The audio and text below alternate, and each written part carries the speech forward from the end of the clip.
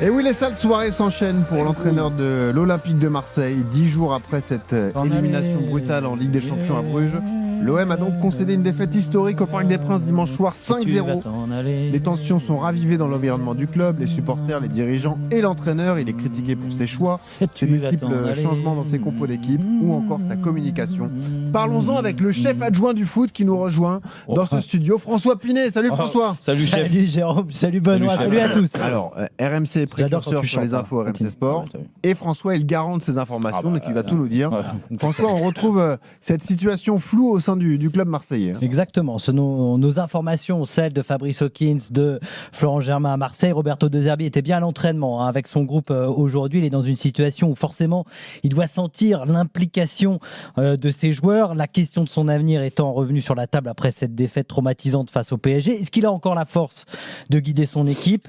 Il ne se disait pas découragé en tout cas, mais il se disait plutôt triste après le match. Il doit maintenant remobiliser un vestiaire où il y a un malaise, c'est sûr. Certains joueurs qui remontraient des incompréhensions par rapport à des choix, des consignes de Roberto De Zerbi. Et puis le discours passionné de l'Italien ne fonctionne plus vraiment. Est-ce qu'un licenciement est possible ? C'est une autre question. On rappelle quand même qu'il est en contrat jusqu'en juin 2027, donc ça coûte très cher à l'Olympique de Marseille. On parle de 15 millions d'euros d'indemnité.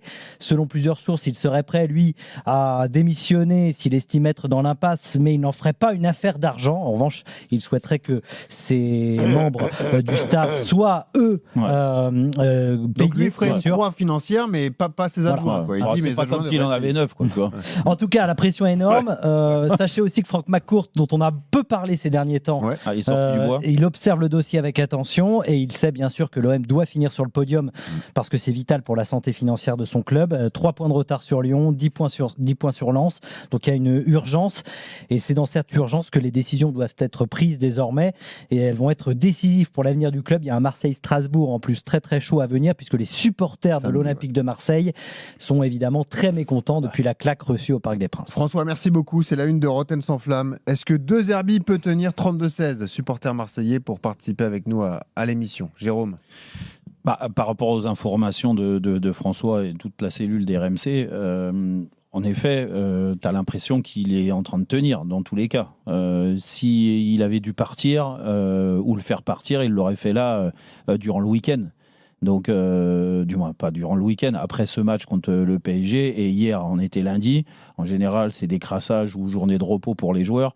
Il y a de quoi mettre tout sur la table. Ce qui s'est passé avec Habib Bey, par exemple. Exactement. Ils ont joué le samedi, donc le normalement, dimanche, tu as acté, en effet, avec le départ de l'entraîneur qui était le projet, parce qu'on nous a vendu De Zerbi, c'est le projet de l'OM. Ok, De Zerbi, il arrive avec une armada d'agents, c'est pour ça que je chambrais François, quand il disait, lui est capable de dire non à ses indemnités, mais il faut payer ses adjoints. Mais ses adjoints, il y en a 9. Alors, donc, t'imagines que ça fait augmenter le budget. Bon, après, une fois que tu as dit ça, le fait qu'il le laisse, c'est que pour les dirigeants marseillais, pour le directeur sportif et pour le propriétaire et pour le président Pablo Longoria, pour eux, ils n'ont pas acté le fait que ça soit un échec cette année, contrairement à ce que nous on a dit. Parce que si tu actes aujourd'hui que c'est un échec, tu changes d'entraîneur parce que il faut passer à autre chose. Et t'assumes. Ou alors ils se disent le mieux c'est de le garder non, parce que regarde, tu sais pourquoi le mieux c'est pas ça, c'est que et qu'ils n'ont pas acté l'échec, c'est que pour eux aujourd'hui, du moins c'est le sentiment et leur version certainement, c'est qu'ils pensent qu'avec De Zerbi, il va réussir à réveiller un vestiaire qui est complètement contre lui et que ils peuvent pas penser ça avec les déclarations de Zerbi. Moi, je veux bien. Comment ils peuvent pas penser ça ? Jean-Michel Finot l'aurait mis dehors. Non, mais François, à un moment donné, parle qu'il a toujours l'énergie. L'énergie, c'est bien, alors que parfois il est découragé. L'énergie, c'est une chose. Et puis, la capacité de réveiller son équipe en est une autre. Moi, il n'arrive pas à la réveiller depuis le début de l'année, Jean-Michel. Mais il le dit lui-même qu'il n'a pas la solution. Ça, oui. C'est comme un gamin qui est devant un problème et qui ne comprend pas. Il l'a dit. Je ne comprends pas mon équipe. Qu'un gamin, il est devant sa feuille, il ne comprend pas l'énoncé du problème. Et alors, donc comment t'expliques qu'il le laisse alors ? Au moment. Oui, mais il y a une réalité financière. La preuve que non, parce que s'il est prêt à dire non à ses indemnités, Bah, mais Jérôme, à ton âge et avec ton expérience, tu penses qu'en il va s'asseoir là-dessus. Tu as raison. Vous êtes des. Ah non, mais je ne suis pas naïf du tout. Ouais, non, mais naïf, non, Jean-Michel, je ne suis pas naïf. Moi, mais attends, je crois ce que je vois. La réalité, elle est là. J'ai regardé. Pour une fois, j'avais le temps, je me suis penché. Aujourd'hui, l'Olympique de Marseille joue. Et j'ai pas pris les équipes du mois d'août parce qu'il y a encore des transferts jusqu'à fin août. On est bien d'accord, hein, c'est ça. J'ai pris des équipes du mois de septembre. Combien il y avait de joueurs qui évoluaient au mois de septembre sous la direction de ce maestro qui est De Zerbi et qui joue maintenant régulièrement en équipe première. Jean-Michel, il y a eu 9 départs au mois de janvier. Bien sûr. Il y en a 3 ou 4. 3 ou 4. Alors, exceptionnellement, il y avait Balerdi. Je vous l'ai dit. Balerdi, Hochberg, qui a eu sa période de pénitence, mais qui était là. Greenwood et Guiri. Tout le reste a changé. Tout le reste. Comment voulez-vous, à un moment ou à un autre... oui, mais c'est... Mais on n'a jamais dit le contraire, Jean-Michel. En fait... ça, c'est pas la faute du Mercato. C'est aussi la faute de Zerbi. Moi, j'ai jamais vu... Excusez-moi. J'ai jamais vu un entraîneur, jamais, au grand jamais, mettre titulaire 2 joueurs. Alors, il y a Noaleri et Timber. Et Timber. Ça fait 3 jours qu'ils étaient là. Ils sont titulaires le match qui arrive. Mais Jean-Michel, t'as pas. Et là-dessus, il a perdu des joueurs. Il dit, moi j'aime la polémique. Mais c'est pas un polémiste, c'est un garçon qui perd ses joueurs un par un et quand ils ne se perdent pas tout seuls, il les expulse. Il a perdu il a expulsé Murillo, il en a et donc t'en déduis avec tout ce que tu dis, le thème du débat. Donc pour toi, il peut pas tenir. Mais il va tenir parce qu'ils vont 15 plus 15 de ses copains. Ça fait 30. Mais moi, je suis d'accord avec toi sur Jean-Michel. Non, 15 millions, c'est lui et son staff. Hein, c'est ce que ça coûtera. 15 millions. Jean-Michel. 15 millions, lui et son staff. Oui. Jusqu'à juin 2027. Bah lui, en gros, c'est 8 et son staff, c'est 7. Voilà, c'est ça. Tu vois, 7 ou 8. Mais pour répondre, Jean-Michel, à la question, moi, je suis complètement d'accord avec ce que tu viens de dire sur l'analyse de De Zerbi. On en a parlé hier, donc je ne vais pas revenir dessus. Moi, je dis juste qu'aujourd'hui, il tient, c'est une branche, hein. Et la branche, du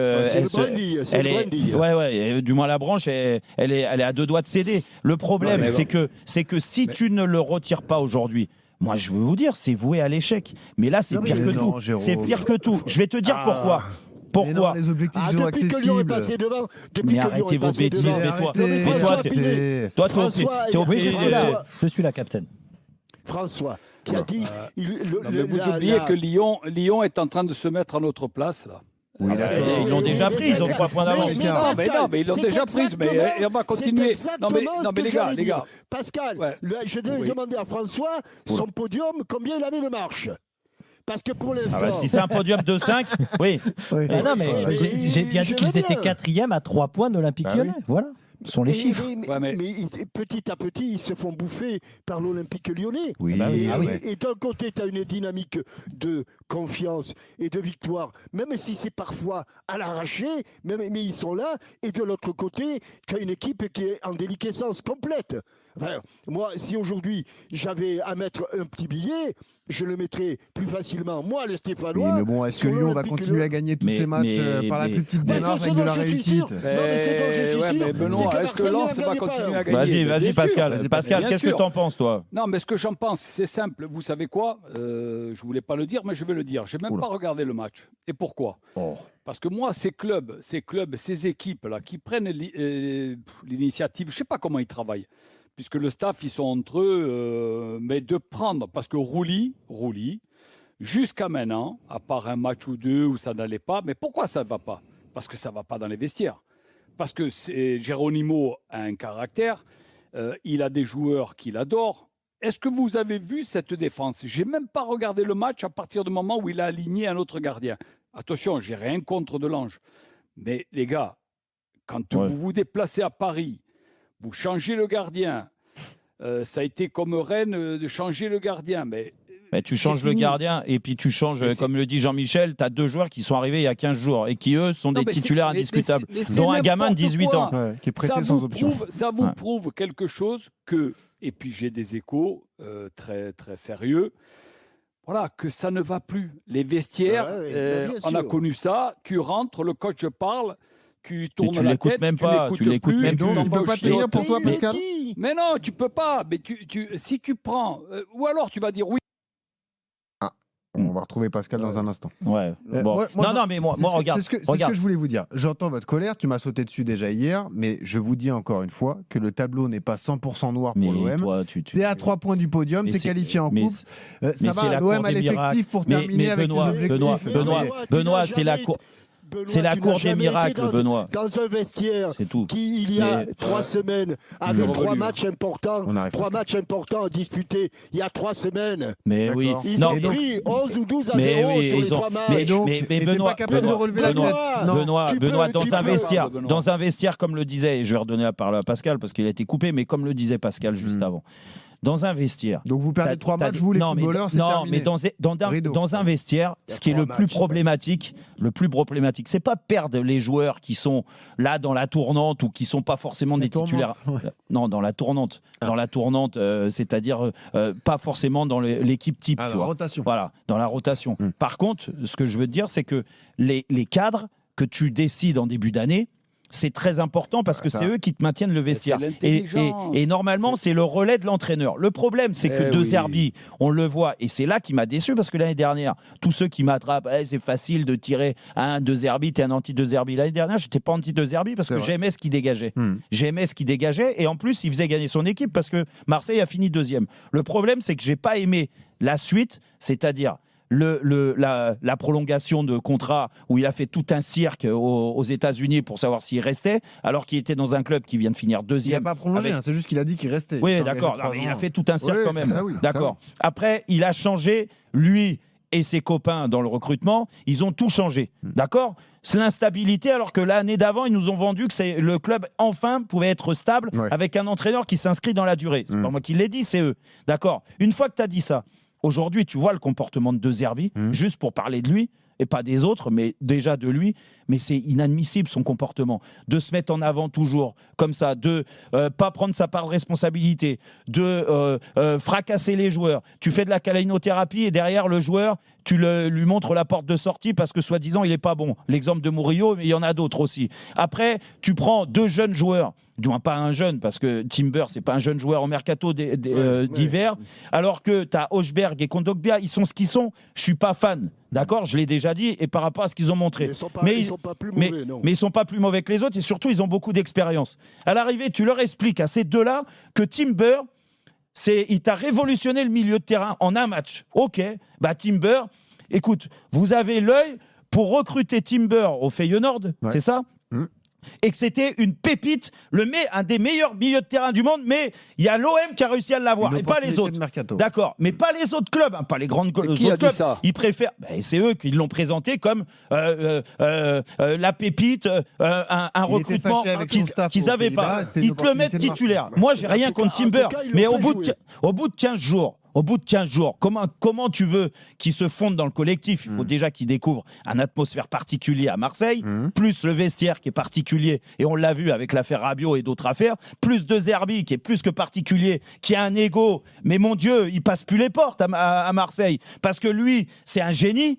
Donc vu que c'est un génie et que c'est un maestro, comme l'a dit Jean-Michel, écoute, tu lui as donné les clés du camion. Aujourd'hui, pourquoi tu le gardes ? Parce que si tu le retires, c'est annoncer que c'est un échec le fait d'avoir pris De Zerbi, que c'était ton projet. Et pourquoi ils le font pas ? Parce que c'est une façon de garder la gueule, si tu veux, par rapport aux supporters, parce que nous, on a annoncé, tu sais, les dirigeants, ils ont annoncé que De Zerbi, c'était magnifique, il a refusé Manchester United, Manchester City, Barcelone, il préfère, parce que la ferveur à Marseille, c'est fantastique, donc il préfère être là. Mais au bout d'un an et demi, tu t'aperçois que De Zerbi, il est surcoté. Mais au lieu de le reconnaître aujourd'hui, ils vont attendre encore 3 mois, 4 mois. Mais tu sais ce qui va se passer, mon petit Benoît? Parce que toi, tu crois au miracle. Mais il va se passer que l'OM, ils vont finir 4e, voire 5e, si Strasbourg et Lille, ils commencent à gagner des matchs. Ça va être comme ça. Et qu'ils ne gagneront même pas la Coupe de France. Parce que pour gagner la Coupe de France, avec Jean-Michel et avec Pascal, on sait ce que c'est. Pour gagner une Coupe de France, il faut avoir un groupe soudé. Il faut avoir déjà et un groupe soudé avec un entraîneur qui, quand son discours il parle, son discours il passe. Et son discours aujourd'hui, il ne passe plus. Et vous avez la certitude que mais oui, on a ça sera mieux. Mais c'est mort, avec De Zerbi, c'est mort. Bah, après, gardez-le, vous verrez. Et puis dans 2 mois, on fera encore des débats et on dira ils ont pas réussi à gagner son Strasbourg. Oh bordel, c'est pas grave. On va se rattraper contre Toulouse parce que l'objectif, c'est la Coupe de France. Oui. Arrêtez. Benoît, entends-moi dans le doute. Je crois bien qu'il y a un Lyon-OM, non? En plus, Marseille-Lyon. C'est dans 3 journées. C'est Marseille-Lyon. C'est dans 3 journées, Jean-Michel. Pardon. Oui, Marseille-Lyon. Je croyais que c'était dans l'autre sens. Tout ce que je vous dis, c'est qu'il faut prendre un peu de recul et se dire qu'avec cet effectif, ils sont capables de faire mieux quand même. Pascal ne prend pas de recul. Benoît, là, on est les 4 à parler. On a connu les vestiaires, on a connu plusieurs clubs et quand tu sais que dans les vestiaires, tu as toujours 3 ou 4 personnes qui a le caractère, qui a que quand ça doit et ça ne passe plus avec ton coach, tu es mort. Et quand tu es mort, que tu ne te retrouves pas sur le terrain, qu'à l'entraînement, tu ne t'entraînes plus comme tu joues, eh ben, tu sais quoi, il faut vite arrêter. Et là, exactement. Il y a simplement ceux qui regardent ou ceux que tu écoutes.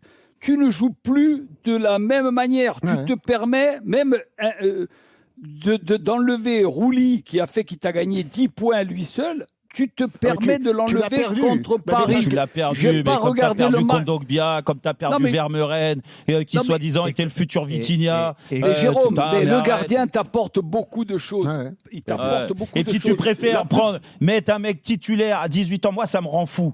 Ça me rend fou. Avec les moyens de l'Olympique de Marseille, une équipe de Ligue des Champions, ça fait 1 an et demi que De Zerbi il est là, il t'annonce que Nwaneri, il a peut-être beaucoup de talent, il a 18 balais. Il jouait pas à Arsenal, c'était pour des raisons bien précises. Bien sûr que c'est pas la même concurrence. Parce qu'il est moins bon que les autres. Mais voilà, il nous marque un but au stade Vélodrome. Un beau but, hein. Pied gauche, tout le monde a dit « Oh là là, il est comme Greenwood celui-là ». Mais Greenwood, non mais franchement, et vous l'avez vu ou pas? Mais le gamin, je te jure, j'avais de la peine pour lui. Le gamin, il savait pas où il était. Mais tu prends ce gamin, tu le mets dans une équipe qui gagne tous ses matchs, que tout va bien. Ce gamin, ça va être un monstre. Mais c'est pas le cas. Mais c'est pas le cas. Exactement. C'est pas le cas. Et donc pour vous répondez qu'il faut changer. Donc vous voulez replonger avec un entraîneur intérimaire qui va se retrouver dans cette situation. Mais ça sera mieux. Ça sera mieux. Mais c'est un choc psychologique qui leur. T'en sais rien. Mais tu sais pourquoi? Tu sais pourquoi? Je sais.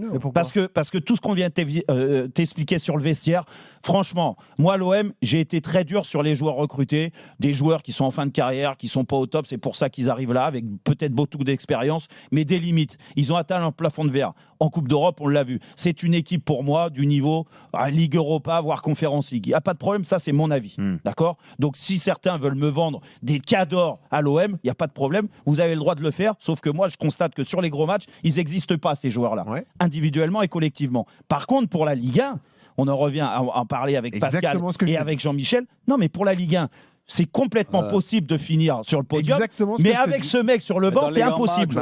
Par contre, c'est pour ça que mets à Bardonado sur les prochains matchs. Mais oui, mais il est là. Mais lui, en opération commando, tu verras que là, ils auront plus de chances de finir sur le podium qu'avec De Zerbi.